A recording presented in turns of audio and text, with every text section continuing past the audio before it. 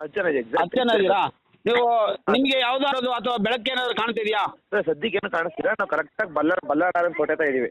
ಬಳ್ಳಾರಿ ಕೋಟೆಯಲ್ಲಿ ಇದ್ದೀರಾ ನೀವು? ಹಾಂ ಸರ್, ಎಕ್ಸಾಕ್ಟಾಗಿ ಅಲ್ಲೇ ಇದೀವಿ. ಅಲ್ಲೇ ಇದ್ದೀರಲ್ಲ? ಓಕೆ ಓಕೆ, ನಾವು ಲೊಕೇಶನ್ ಹಾಕೊಂಡು ಬರ್ತಾ ಇದ್ದೀವಿ. ಹಾಂ ಸರ್ కొంచెం ಬೇಗ. ಆಯ್ತಾ? Okay okay. ಮೊಬೈಲ್ ಚಾರ್ಜ್ ಇದೆಯಲ್ಲ ನಿಮ್ಮ ಹತ್ರ? ಹಾಂ ಸರ್ 8% ಚಾರ್ಜ್ ಇದೆ ಒಂದು ಬೇಗ. Okay sir ಕಾಯ್ತೀವಿ. 8% ಚಾರ್ಜ್ ಇದೆ ಒಂದು ಸರ್. ಹೆಣ್ಮಕ್ಳು ಇದಾರ ಬರೀ ಗಂಡು ಮಕ್ಳು ಮಾತ್ರನಾ? ಸರ್ 5 ಜನ ಹೆಣ್ಮಕ್ಳು 5 ಜನ ಗಂಡು ಮಕ್ಳು. ಐದು ಜನ. Okay okay. ಅವರು ಏನು ಹೆದರಬೇಡಿ, ನಾವು ಈಗಾಗಲೇ ಆ ಸ್ಪಾಟಿಂದ ನೀವು ಏನು ಲೊಕೇಶನ್ ಹಾಕಿದ್ರೆ ಅಲ್ಲಿಂದ ಕಾರ್ 15 ಕಿಲೋಮೀಟರ್ ದೂರದಲ್ಲಿದ್ದೀವಿ. ಆ ಬಾಂಜಾರಿ ಊರು ಹೋಗುವ ದಾರಿಯಲ್ಲಿ ಚೂರು ಈ ಕಡೆ ಟರ್ನ್ ಇದೆ. ಟರ್ನ್ ಹತ್ರ ಒಂದು ಬಾವಿ ಇದೆ.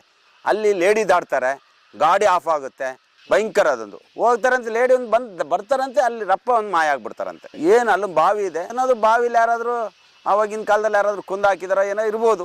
ಒಂದು 2000 ಅಡಿ ಕೆಳಗಡೆಯಿಂದ ಒಂದು ಬಾಡಿ ತೆಗೆದಿದ್ದೆ ನಾನು, ಬೆಂಗಳೂರವನು.